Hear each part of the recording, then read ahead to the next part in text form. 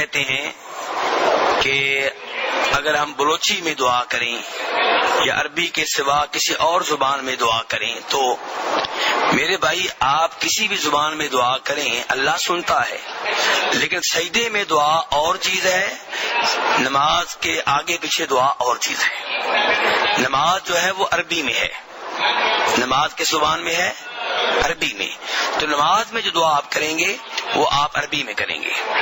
باقی آپ کو اگر عربی نہیں آتی تو آپ جو ہے بلوچی میں دعا کر لیں، نماز سے پہلے نماز کے بعد 24 گھنٹے کر سکتے ہیں، کوئی مسئلہ نہیں ہے، لیکن سجدے میں جب دعا کریں گے وہ آپ عربی میں کریں گے۔ بلکہ اس سے بھی میں کہتا ہوں بہتر یہ ہے کہ ہمیں تو عربی آتی نہیں ہے، تو میں نے سب درس کے آخر میں اسی کا تو علاج بتایا تھا۔ کیا بتایا تھا علاج؟ ربنا آتنا فی الدنیا حسنہ وفی الآخرۃ حسنہ وقنا عذاب النار۔ اس میں ہر بیماری کا علاج ہے، جو چیز چاہیے میں نے کہا تھا اس میں آ جاتی ہے، دنیا کی ہو آخرت کی ہو۔ اور ویسے بھی جناب انس ابن مالک کہتے ہیں رضی اللہ تعالیٰ عنہ کہ نبی علیہ الصلوۃ والسلام اکثر و بیشتر جو دعا کرتے تھے وہ یہی ہوتی تھی، ربنا آتنا فی الدنیا حسنہ وفی الآخرۃ حسنہ وقنا عذاب النار۔ تو جس کو کوئی اور دعا نہیں آتی ہے وہ یہ دعا پڑھ لی۔ لیکن یہ کب تک آپ یہ نسخہ استعمال کریں گے؟ ساری زندگی ایسے ہی گزر جائے گی۔ دیگر دعائیں کب آپ یاد کرنا شروع کریں گے؟ دعاؤں کی کتاب جس کا نام میں کئی دفعہ بتا چکا ہوں، کیا نام ہے؟ کیا نام ہے جی؟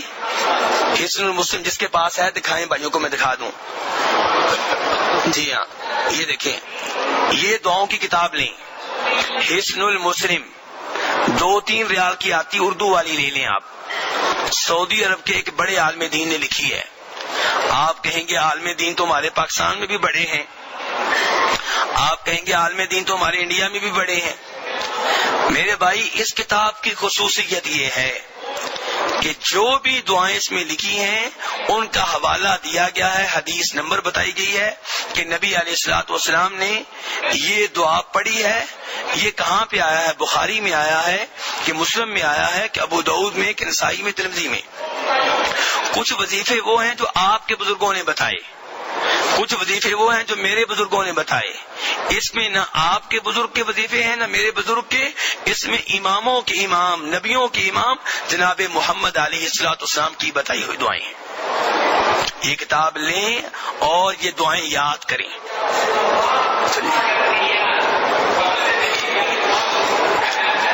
یہ بھائی کا سوال ہے، نمازیں جمع کرنے کی وضاحت۔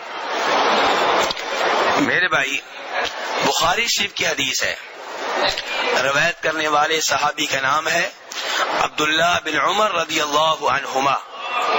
کہتے ہیں کہ ہم نبی علیہ الصلوۃ والسلام کے ساتھ تبوک گئے تو راستے میں ہم نمازیں جمع کرتے تھے۔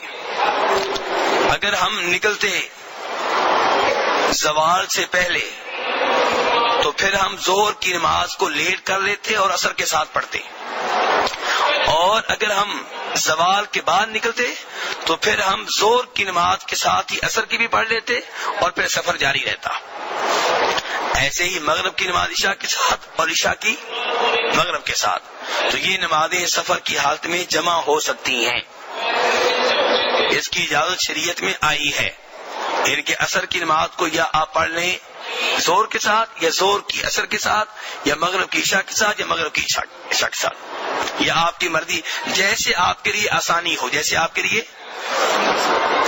ہمارے کچھ بھائی کہتے ہیں کہ یہاں جمع کرنے سے مراد حقیقی طور پہ جمع کرنا نہیں ہے۔ کیسے ہے جی؟ پھر کہتے ہیں کہ اس کا مطلب یہ ہے کہ آپ زور کی نماز کو اتنا لیٹ کریں کہ زور کے آخری وقت میں پڑھیں، اور عصر کی نماز کو اتنا جلدی پڑھیں کہ عصر کے وقت میں شروع میں پڑھ لیں، تو اس طرح دونوں جمع ہو جائیں گی، یہ مراد ہے اس سے۔ اور یہ موقف ہمارے بھائیوں کا درست نہیں ہے۔ شریعت نے جمع کی سہولت دی ہے لوگوں کی آسانی کے لیے، اور جو صورت ہمارے بھائی بتا رہے ہیں اس میں تو امت مشقت میں پڑ جائے گی، آسانی تو نہیں ہوگی. گھڑیاں لے کر بیٹھ جاؤ، سورج کو دیکھتے رہو، کیا زور کا آخری وقت کون سا ہے اور اصل کا شروع کا کون سا ہے؟ یہ آسانی ہوئی کہ مشکل میں پڑ گئی امت. اس سے تو بہتر ہے کہ جمع ہی نہ کریں. ٹھیک ہے میرے بھائی، تو یہ حقیقی طور پہ جمع کرنا ہے، اس کی تعویل نہیں کرنی چاہیے، تعویل نہیں کرنی چاہیے. جمع کرنے کی شریعت نے اجازت دی ہے، اس سے فائدہ اٹھا سکتے ہیں. بھائی کہتے ہیں فرض نماز کے بعد سنت کوئی نہ پڑھے تو شرعی حکم کیا ہے؟ جی میرے بھائیو، فرض نمازوں کے بعد اگر سنت نمازیں نہ پڑھی جائیں تو کیا سزا ہے ایسے آدمی کی؟ جی کوئی سزا نہیں ہے، ایسے ہی پکی بات ہے. جی ہاں میرے بھائی، فرض نماز ہوتی ہے اور سنتے ہوتی ہیں. سنتے اگر ترک کر دی جائیں تو ان کے اوپر کوئی گناہ نہیں ہے، کوئی سزا نہیں ہے. اور یہ مسئلہ ہمارے علماء کرام کھل کر نہیں بتاتے. ان کو خطرہ رہتا ہے کہ اگر ہم نے بتا دیا تو لوگ سنتے پڑھنا چھوڑ دیں گے. لیکن میں اس کے خلاف ہوں.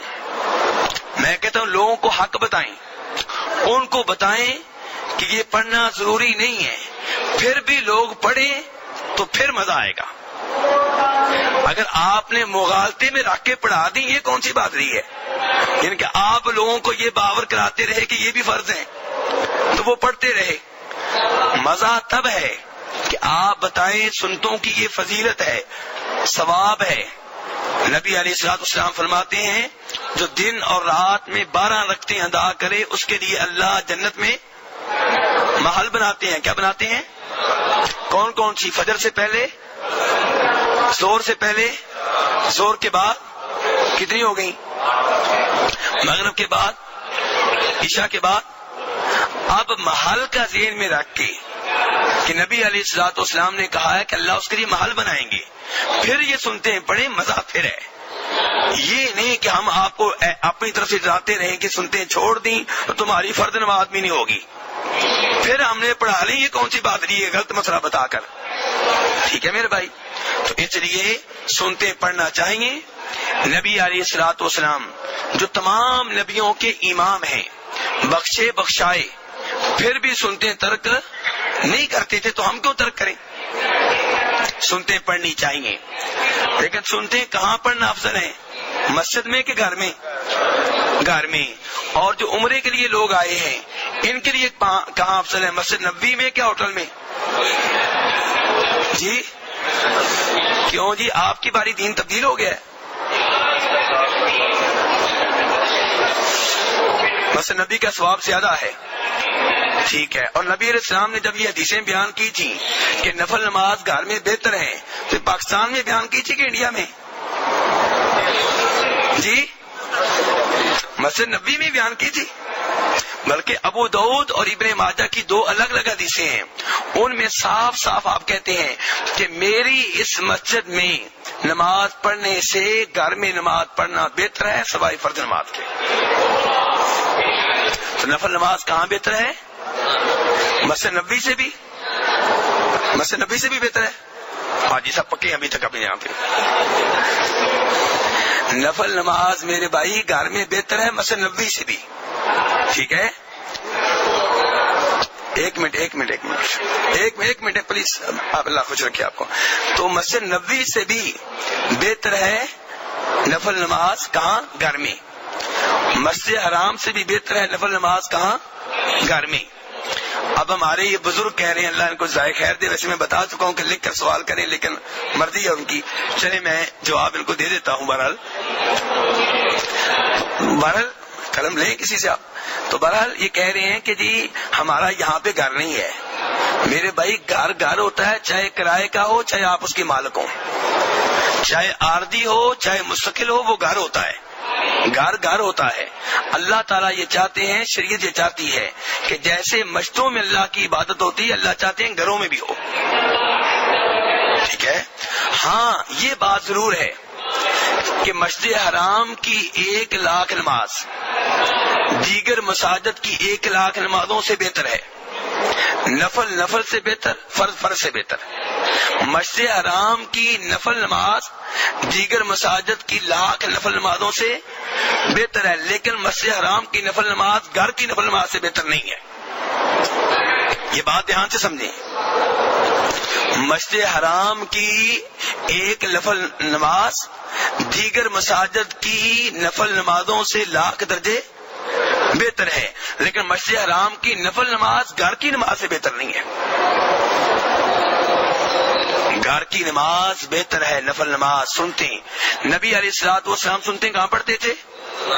اور گھر آپ کا مسجد کے قریب تھا کہ دور تھا؟ اس کے باوجود بلکہ صحابی کو آپ نے ایسے ہی کہا، صحابی نے مسئلہ پوچھا نا، اس کو آپ نے ایسے ہی کہا دیکھو میرا گھر کتنا قریب ہے مسجد کے، میں پھر بھی یہ نمازیں گھر میں پڑھتا ہوں، کیونکہ گھر میں نمازیں پڑھنا، نفل نمازیں پڑھنا بہتر ہے. فرض نماز مسجد میں پڑھنا ضروری ہے مردوں کے لیے. تو مسئلہ کیا بیان ہو رہا تھا میرے بھائی؟ ہاں سنتے. تو اب یہاں پہ ہمارے پاکستانی بھائی، ہمارے انڈین بھائی عربیوں کو دیکھتے ہیں کہ وہ فرض نماز پڑھ کے مسجد سے چلے جاتے ہیں. اب بہت سے بھائی کہتے ہیں لو جی سنتے ہی نہیں پڑھتے، یہ سنتے ہی نہیں پڑھتے. میرے بھائی سنتے کہاں پڑھنا افضل ہے؟ گھر میں. تو اب آپ کو کیا معلوم کہ وہ گھر میں پڑھتے ہیں کہ نہیں پڑھتے؟ ٹھیک ہے، اس لیے یہ اعتراض نہیں بنتا، یہ اعتراض نہیں بنتا. بھائی کہتے ہیں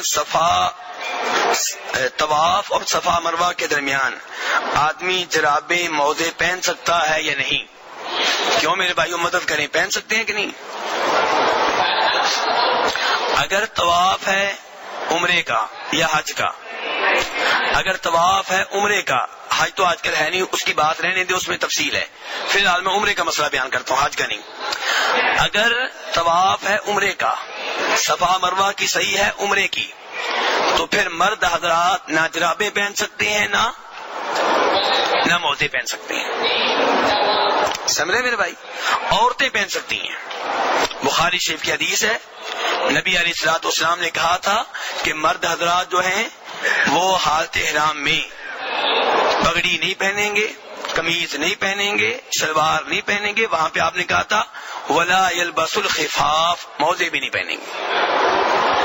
اس لیے مرد حضرات یہ نہیں پہنیں گے. لیکن عمرے کے بعد جو آپ طواف کر رہے ہوتے ہیں سادہ کپڑوں میں، اس میں آپ جرابیں پہنے، موزے پہنے، جو مرضی پہن لیں.